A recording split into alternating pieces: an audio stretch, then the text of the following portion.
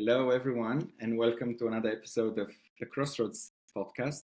My name is Bogdan Pavel, and I'm the host of the podcast. And it's really nice to have with me here today Marius. Marius, how are you? Hi, Bogdan. Really good, thanks. Good to be So here. nice, so nice to have you here and to see you again. It's a great opportunity that the podcast is giving me. I'm very happy to give you the floor already, maybe to briefly introduce yourself. Sure, thanks. And good to catch up as well because it's been a while. We, well, listeners won't know, but we met up in Leuven, in Belgium while studying together for the masters. And since then, I moved to Luxembourg for a little bit, and now I'm in London. Um, I studied economics before Leuven, and in Belgium I studied European studies, focusing on the economic side of that. Now I work for a development bank called European Bank for Construction Development, working a lot on infrastructure in Eastern Europe, so bridges, roads, airports, water, wastewater, stuff like that. Yeah. I'm from Romania as well, by the way. Yeah. And I lived a little bit in Italy as well. So a little bit like Bogdan in a way. My parents moved to Italy 2004, 3, 4, when there was a huge migration from Romania to Spain, Italy. I studied there as well in high school. And it's really nice to see and to know different people who have a similar background as myself, as you mentioned. I think definitely this can lead and has probably led already to quite a few crossroads around your experience throughout your life. What crossroad have you chosen for today's conversation? Yes. Once you approached me, I thought a bit about what kind of information I could share that could be useful to listeners. I think what could be useful is I recently took a sabbatical, so May last year until January this year. So it's about 8 months where I took a break from work and I went traveling. And I think, I don't know if many of your listeners would, come to a point in life where they think, well, I've been in a job for a while, COVID, external factors that make you want to take a break. And for me, that happened already in 2021. COVID happened while I was in London, so I'm still in London now. And as you know, there were lockdowns in my job, so it was a lot of working from home in a weird environment where nobody knew when the next wave will hit. There was a time, for instance, which triggered a little bit of introspection when, at the very first onset of the pandemic, in England at least, so-called essential workers were allowed to go to the office or were allowed to resume their jobs from the office or from their place of work. And, nurses, delivery people, service industry mainly. And it did hit me in a way, especially at the beginning when the first lockdown started, because I work in a bank, so I was not designated as an essential worker. And then just this sort of words did hit me in a way, because I think, well, the person, manning the till at the supermarket is right now, and probably has always been, more essential than office workers. You work on your laptop, you can be anywhere, you can just push papers around. And that made me think a bit about, my role in society, the value of what I do, and coupled with the extra workload and being locked. And I lived by my own, so it was just by myself. did make me think a bit about where I'd like to evolve, whether I need a break. And we had another big lockdown over winter 2020, 2021. And then I started thinking about, well, I wanted to explore a bit more, even though, like I said, I did live here and there in Europe. I rarely left Europe to just take a break. It was always Eastern European education dictates that you never take a break. You go, you study, you find a job, and it just the steps must be burned without a break. I'm sure to some extent you might be familiar. Definitely, yeah. So it never crossed my mind that I could actually take a break.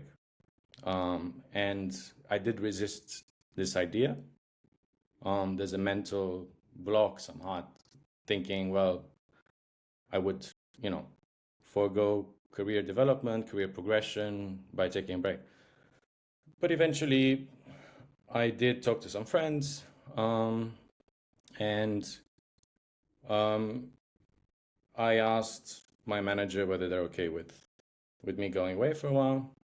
And then I thought, okay, so I had 8 months. And yeah, that put things in perspective in a way. Yeah. For me, after having been there for 5 years, taking a break was what I needed at the time. Thank you very much for sharing, Marius. You inspire me with your reflection about a certain type of education, also that is quite typical, or used to be at least typical at our times in Eastern Europe and perhaps also in other countries. It just made me think about something that I was reading recently in a book by Bruce Feiler, or perhaps he's familiar to you. He wrote different books around transition, so the importance of periods of transition in life, and also recently I think he wrote a book about how to find meaningful work. And he was just saying how much our society is permeated by several lies or preconceptions about work and so on. And one of them was a bit, as you said, that the career is such a straight line. Like you have to start a career, and then there's no time for a break. There's just it's just like a ladder that has only to keep going up, and you at some point, especially after a few years, maybe in your 30s or whenever the time has come that you have reached a certain position, stopping or downsizing and perhaps getting a part-time job or less paid to do maybe something more meaningful, that just does not belong to this narrative, or really mismatches with the expectations that you're always progressing forward, with the idea that sky's the limit and all of this like phrases that one hears. And Yeah. So it was interesting to see, and I think I do agree that also in my background, a certain type of education definitely, even subconsciously and sometimes not even so subtly, I would say, does put in our head this idea that, combined with then this idea of career, I think really puts a lot of pressure on us when faced with moments of choice. So after this just reflection, I wanted to ask you actually, what was happening in your head at the moment when you, so you said you managed to obtain a period of leave, a sabbatical. What was going into your head? What was the expectation? And by this I mean not yet again something hard that you're putting yourself into, but maybe just even the positive expectation. Like what were you hoping to find maybe in this period of break or in this period of new inspiration while traveling? Sure. Yeah. Yeah, it's interesting you mentioned this thing about how career kind of shapes us or designs our way in life. And something that really stuck with me, already 2019, I think it was an episode where I went to some leaving drinks for someone who's retiring from a company, let's call it Company X, right? So they were, and he's American, so educated in the West, let's say. So they asked him, so how do you feel now that you're retired, you don't have to come to the office every day? Back in the day you had to. So he's like, yeah, The biggest challenge, he said, was that he's no longer, head of this and that at X. He's just Michael. Like you don't get a title after you retire. And he was just having difficulty coming to terms with that and accepting that he's just his own person. And that made me think, wow, this person identified himself so much with his career, and his personality is so tied to the role that I just thought I don't want to become like that, So I thought, okay, I forego the little detour in my career development progression, and first of all, I wanted to stay in touch a bit more with my family. My two siblings are in Germany. My dad's in Italy. My mom's back in Romania to look after my grandma. During COVID, I didn't have that many opportunities to see them because of travel restrictions. And it made me think, well, I need to reconnect with them. So I thought the best way is to just take some time and really listen to them, because I would just have little weekends away when I would see them for a day and then have to come back. So you don't have enough time to actually connect and exchange ideas. So I thought, okay, this is a priority for me. It was a priority for me, and it still is. And then after being in my role for 5 years, I just wanted to see the world differently. So I've been in London, it is international, but you don't have that. Most people are professionals, so most people work in an office. They have relatively good jobs, so you don't see the different. I don't interact often with, for instance, students or more service workers or teachers. I'm just limited in my bubble, so I wanted to expand that a bit and try to understand how people live, different ideas. So I decided I would also have a trip. It was something that was on my mind for a while. Not really like a trip around the world, because I couldn't afford that. And we can come to that in a bit. But I thought, well, I could just as well learn a new language, which for me was Spanish, similar to Italian, Romanian. So I went to Latin America for 7 months. That was a month with my family, and then 7 months. I just wanted to travel, hike, reconnect with nature, which was absent during the lockdown here. There's no mountains. There's some forests around, but not that much. It's pretty built up around London. And also think about how I see my, career life. If I'm happy in London, it was also a time, after Brexit. I came to London in March 2016, sorry, and in June there was a referendum, June 23rd, and I came to What the timing, yeah. European, yeah, and it's changed since. We locked down, people started leaving, so it changed a bit, and I just felt like maybe London changed for me, or maybe I changed too much for London, so just wanted to see where I fit better. And come January, you have to come back. Busy period, as you said. The boss wants everyone back. Yeah. How was it? How did it feel? I'll be interested if it felt at all, if you felt a bit disconnected, perhaps, like if having put maybe things into perspective, or definitely you were inspired by so many new things in Latin America. How did it feel to be back to reality? Well, first of all, it was pretty cold coming back, because it was summer I was then in Argentina, where I was there for the World Cup final, which was great. Oh, wow. Then I went it was pretty wild, really wild. Yeah. It wasn't planned, but lucky occurrence. And then I went to Brazil. You brought them some good luck. Yeah, all the time I was there. Well, they won almost everything, but all the time I was there, they won every match. So, and it was nice and warm, summer, cheap. And then I had to fly back on the 23rd of January, to London, where it was cold, 0 degrees. And I remember with, you know, paying for stuff in Argentina, Brazil, it was kind of like €5, you get a nice meal, nice steak with like pretty much everything you want. And then I came back and it was like £6 a coffee at the airport. So I was like, wow, okay, things changed. And it was cold, and coming back to the same role, finding another place to rent, the cost of living crisis, everything went up in price. So it was a bit demotivating, let's say, and getting back to the same thing that I left. But I also thought, okay, well, at least I have a clear mind now, so just focus on things that interest me.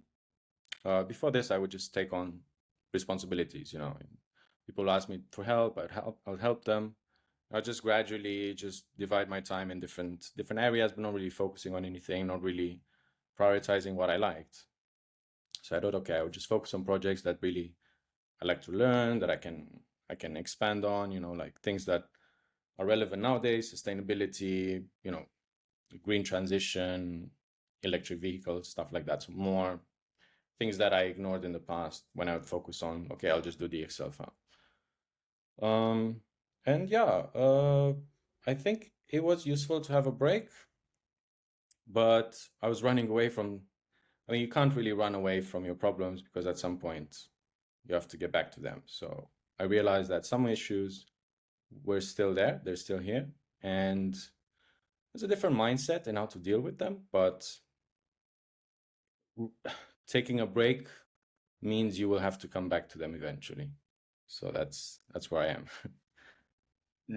Would you say that you knew already this was a problem that you had to face back then in May, so let's say before the sabbatical, or would you say something happened in these 8 months that actually gave you a different mindset, and it allowed you to actually see that there was a problem or something that you wanted to change beyond the break? I didn't really plan my return when I left. So I live in a rental. Unless you're in a certain income bracket, you can't really afford to buy a house in London. So I'm not there yet. So I'm renting, and I sold all my furniture, so I kind of cleared out everything. So with the option of saying, well, if I decided not to come back, I didn't have anything holding me back. I didn't have any admin stuff to worry about. Although I do have a job that I could come back to, but I didn't really think about, oh, I'm taking, 8 months, and by the time I'm back, I want to change this and that. It was too far. And mentally, it was just very far. So I didn't think about it. Nor did I think about it during the sabbatical.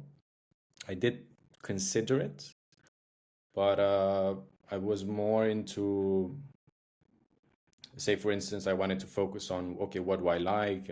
We get this thing, this idea of just do what you love, just, wake up every day and do what you love. And I thought it's not clear what that is for me. So I thought, okay, well, what do I like to do? And I really like mountains, I like hiking, I like nature. So, and then I realized I kind of did that throughout my travels. I just went to places where there were mountains, along the Andes. It was not difficult. I really liked hiking, camping, just going to nature, and I based my travels around that. I didn't plan it around carnivals, around nightlife, around beaches. I just focused on the mountains, and I thought, what are the mountain equivalent in a professional setting? What is that one sort of cornerstone that you can shape your career development around? And I thought, well, I work in international development, so I think the intrinsic value of developing, of helping, contributing to the betterment of a society, of a city, that's a noble goal. So I like to focus more on that and less on getting better at Excel, or getting better at presenting, of formatting a PowerPoint presentation. I mean, that's fine. It's just not what makes me wake up every morning, you know? So that in that sense, I did find some purpose, but of course you're confronted with other admin things that, okay, next to them that you're not really excited on, but they have to be done to achieve that goal. I really like this parallel that you made with the mountains experience, and perhaps I think I could imagine it gave you a lot of enjoyment, the fact of managing to be in an environment where it was so easy to find these elements, to find the mountains. So first of all, I hope you find the same in the professional sphere. But looking at the process that you are on to getting there, would you say there was a moment in which you had more clarity on this, in which this mountain metaphor came up, or it was just a series perhaps of people that you met along this travel, people that you wouldn't regularly meet in London, as you mentioned before, or maybe anything else? Yeah. Well, this comparison came about, you know, when I was in Bolivia and it was November and I had to already sort of inform my manager whether I would come back in January or if there's a delay of this cancellation because they need to plan ahead as well. So I thought, okay, I took a week. I was in a very nice, quiet city, near the mountains. Well, it's a plain there. But there's still hiking opportunities. But it was a nice little city. And then I sort of made this analogy. I thought, well, what am I looking for? Do I want to come back? Um, and yeah, I met so many different people. Uh, just to briefly touch, or maybe if you want, we can expand a bit later on the budgeting side. You know, as I said, things are a bit expensive in London, so I didn't have time. I didn't have the money to save up and go to five-star hotels everywhere. So I was in, you know, shared dorms, hostels, camping, buses. So it was pretty low cost experience. But this allows you to meet up with people that you wouldn't meet in hotels, you wouldn't meet in resorts. You would just people from like just normal people, let's say. And I met students. I met a chef, super nice guy.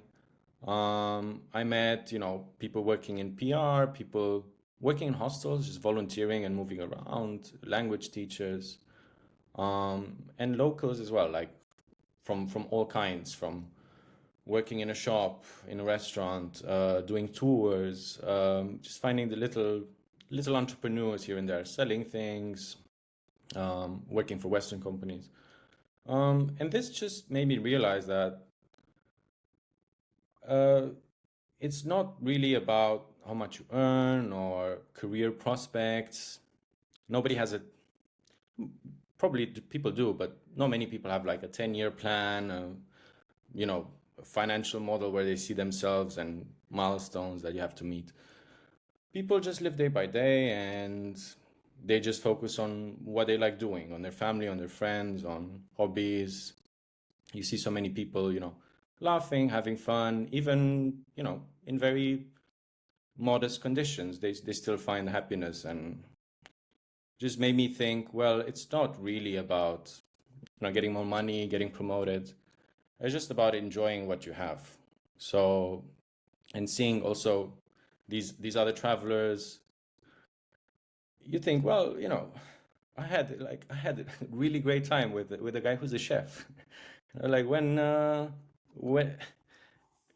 it would have been very difficult to find that in London, for instance, to just come across and just exchange these ideas and ways of thinking of life. So yeah, that really helped me put things in perspective. So when I came back, I started applying these ideas in my day-to-day life. Yeah.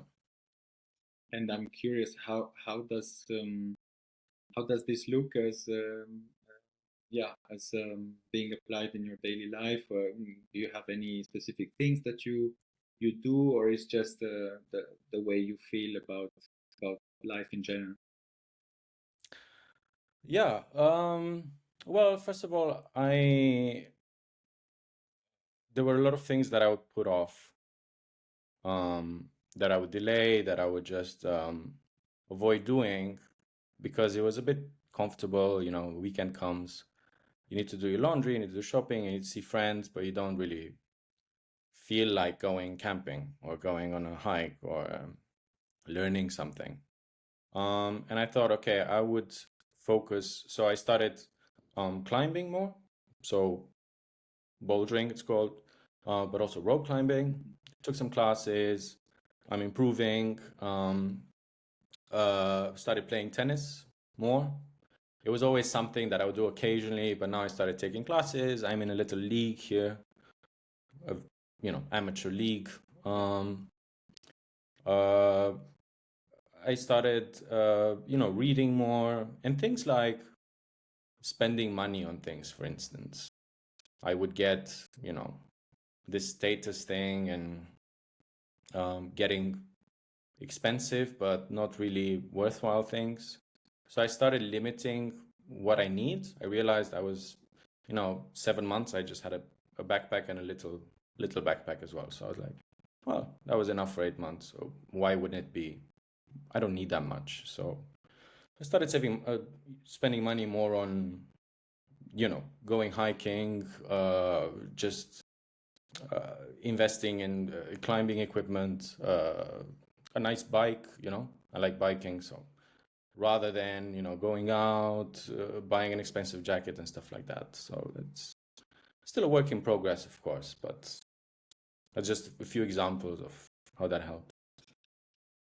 Thank you very much for sharing, Marius. And I think you're definitely onto something. At least I remember listening in a podcast, and I think there's also a very successful online course from the CA professor that teaches so-called science of happiness. I really recommend her podcast. Is called the Happiness Lab, or just her course, the Science of Well-being, on the Yale. It's a free online course, and she's really talking about research that mentions how experiences. So after all the positive things that you mentioned are at the end of the day experiences. So hiking, learning something, doing something that just makes you happy, as opposed to just buying a material object.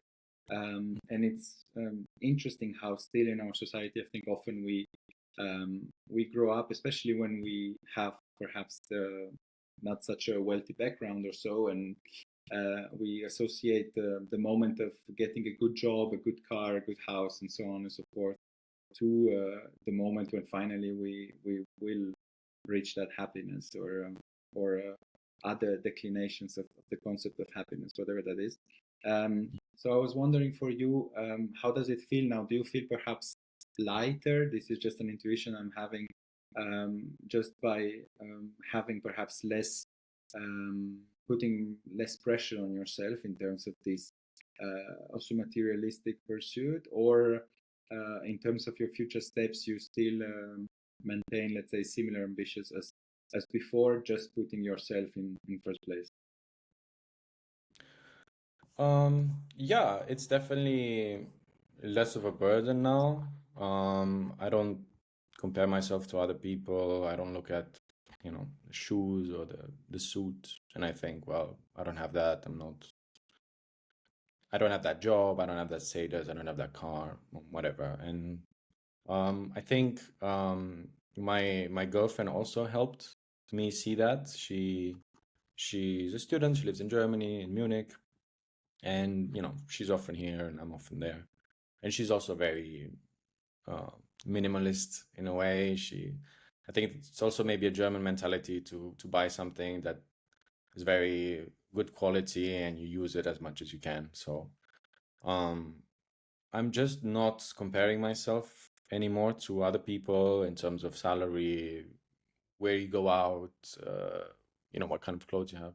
It just lost. I don't have that FOMO anymore, that fear of not reaching that level, because the people I met during my travels and, people like my girlfriend, like just great people, they don't have all that and they're still super valuable and great to know. So it's a big relief not to have that anymore. In terms of career progression as well, I'm not as worried as before. Just because more money, more responsibility, higher status. Status is not something I need anymore, I think. So it's you can just focus on other things and leave that behind in a way. I really like that. Less is more is definitely something we hear a lot, but it's not always easy to understand how to actually apply it in our lives. So it seems that you're definitely on the way there, and you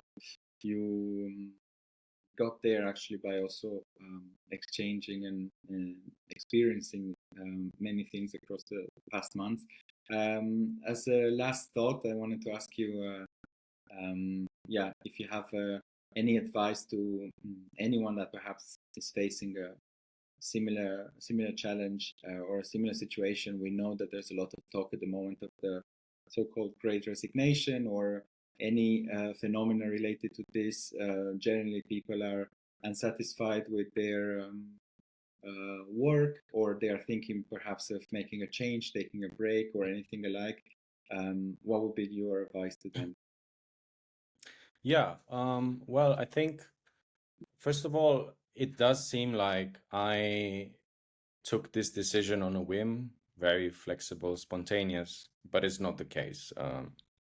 You need, well, for a trip, 8-month long unpaid leave, you need to save some money, you need to have budgets, you need to have sort of a target, so you need to plan ahead. So it's fine if you're burnt out and you just want to quit. That's fine. People do that, but probably in my case, it did help to plan. So just plan ahead and see what are the options. How do you see, even if you're struggling right now, maybe think, okay, can I afford to leave now? Is this the best thing to do right now? Or just plan a little bit, at least 3 months ahead. And also don't be too strict on yourself. I think what I sort of regret doing, I was traveling for a long time, but I did cover a lot of ground, but it was quite intense as well. So you don't realize the amount of time you have to sit on buses, planes. It is a big continent, so just take some time to relax, and doing nothing is fine. I mean, just taking time for yourself is fine. I didn't see it like that. I thought I'm wasting time, but looking back, I'm more comfortable with just doing nothing, just recharging. That's completely fine, and people do that. In terms of career, maybe use the tools that the internet has. For instance, ChatGPT, for instance, if you want to apply for another job, it's a really great tool to update your CV, to learn about things. Now it's connected to the internet, it's browsing enabled, so you can do that. So use the tools available and just focus on the type of projects that you want to learn from. Just don't say yes to everything, just be more targeted. I think that will help you be more motivated and learn more. I really like that. Thank you very much, Marius. It was a pleasure having you today. You too, Bogdan. Thanks a lot for inviting me.